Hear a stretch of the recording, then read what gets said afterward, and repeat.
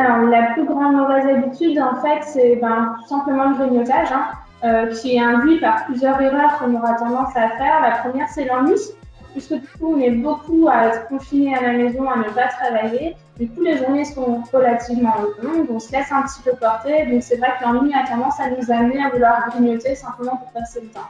La seconde chose qui est aussi liée au grignotage, c'est les repas un petit peu sur le pouce, puisqu'on se laisse un petit peu porter par sa journée, on n'a pas de rythme particulier, et du coup, on a tendance à manger un petit peu comme ça à gauche à droite. On n'a pas de réel repas.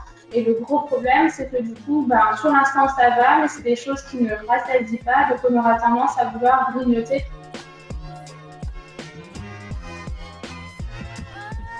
C'est vraiment important, c'est de garder un pseudo-rythme, même s'il est décalé par rapport à son rythme habituel, c'est pas dramatique, ça vous rythmera un petit peu la journée au niveau de l'alimentation. Et après, on essaye tout simplement de manger équilibré.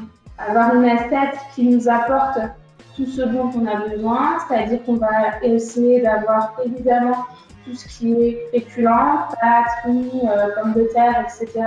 Mais surtout, les choses qu'on a tendance à un petit peu laisser de côté, on les voit un petit peu dans les cahiers des gens, c'est tout simplement les légumes en fait, et avec une source de protéines. Donc, on essaie de construire son assiette de manière équilibrée, en évitant tout ce qui est aliments très caloriques, comme les panures, la charcuterie, les pizzas, toutes ces choses-là, évidemment.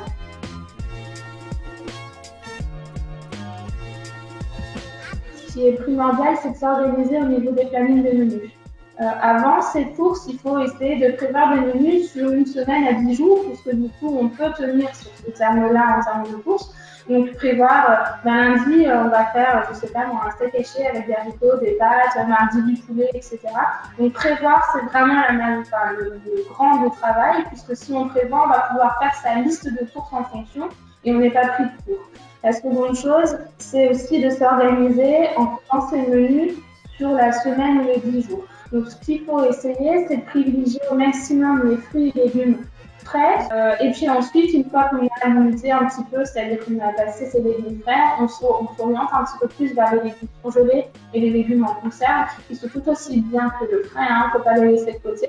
Après, il y a aussi des choses qu'on oublie bien souvent, mais on a les paniers producteurs. On a beaucoup de producteurs dans le secteur et autres qui mettent à disposition des paniers avec des légumes, avec des produits frais. On a un drive qui a été mis en route aussi, un drive fermé. Donc, c'est des orientations qu'on oublie bien souvent, mais ça serait l'occasion effectivement de s'orienter vers ces choses-là pendant ce confinement.